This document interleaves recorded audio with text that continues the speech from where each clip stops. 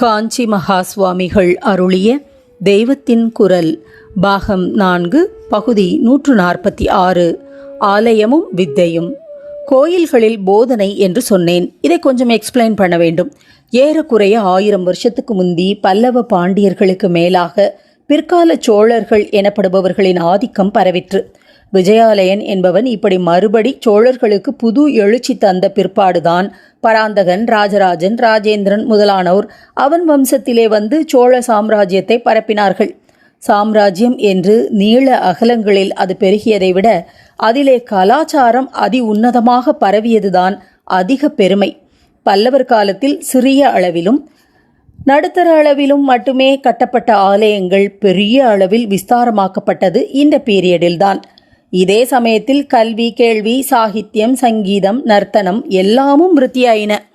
இதிலே அழகு என்னவென்றால், ஆலயம் பாட்டுக்கு ஒரு பக்கத்தில் விருத்தியாச்சு, கலாச்சாரம் இன்னொரு பக்கத்தில் அது பாட்டுக்கு விருத்தியாச்சு என்று இல்லாமல் ஆண்டவனை மையமாக வைத்தே, ஸ்தூலமாக ஆலயத்தை கேந்திரமாக வைத்தே கல்வி கலாச்சாரங்களும் வளர்ந்தன. நேராக கோயிலுக்குள்ளேயே கல்விக்கூடம் அமைப்பது என்று இப்போது ஏற்பட்டது. வியாக்கரணதான மண்டபம் என்று அநேக சிவாலயங்களில் இருப்பவை இலக்கண வகுப்பு நடத்துவதற்காக ஏற்பட்டவைதான்.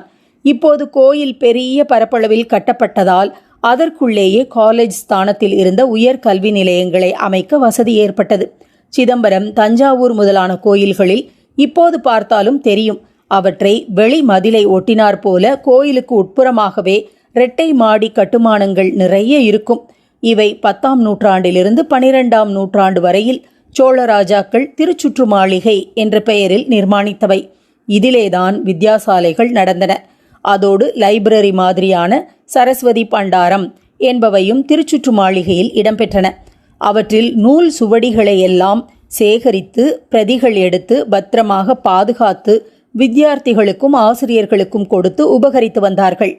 பாண்டாரம் என்றால் ஸ்டோர் என்பது போல் பண்டங்களை சேர்த்து வைக்கிற இடம். தன பாண்டாரம், தானிய பண்டாரம் என்றே அக்கால ராஜாங்கத்தில் பதவிகள் உண்டு. கஜானாவுக்கு பொறுப்பானவர் தன பண்டாரம். உணவு பண்ட சப்ளைக்கு இக்காலம் மாதிரி தினம் ஒரு புகார் கொடுக்க வேண்டியில்லாமல் நடந்த சப்ளை அன்று. பொறுப்பேற்றவர் தானிய பண்டாரம். சாக்ஷாத் வித்தைக்கு அதிதேவதையான சரஸ்வதிக்கு உரிய பண்டங்கள் நிறைந்த ஸ்டோர் ஒன்று உண்டு என்றால் அது நூல் நிலையமாக இன்றி வேறென்னவாக இருக்க முடியும்? அதனால்தான் சரஸ்வதி பாண்டாரம் என்ற அழகான தெய்வ சம்பந்தமுள்ள பெயர். கோயிலுக்குள் நடந்த வித்யாசாலைகள் என்பதால் அவற்றில் சமயக்கல்வி மட்டும்தான் போதிக்கப்பட்டதாக நினைக்க வேண்டாம். கிராமருக்கு என்றே தனி மண்டபம் கோயிலில் இருந்தது என்று சற்று முன் சொன்னேனே. செக்யூலர் உலகியல் சாஸ்திரங்கள் குறித்த படிப்பு என்றாலும் அதையும் கூட ஈஸ்வரனையும் சமய ஆச்சாரங்களையும் மறந்து பிரயோஜனப்படுத்துவதற்கு இல்லை அல்லவா? இந்த பிரக்ஞையை நன்றாக உண்டாக்குகிற ரீதியில்தான் ஜெனரல் எஜுகேஷனுக்கு, அதாவது பொது கல்விக்கு ஏற்பட்ட கலாசாலைகள் ஆலய எல்லைக்குள்ளேயே நடத்தப்பட்டன. அவற்றில் ஆயுர்வேதம் முதலானவையும் கற்பிக்கப்பட்டதற்கு சான்றுகள் இருக்கின்றன. அக்கால மெடிக்கல் காலேஜ்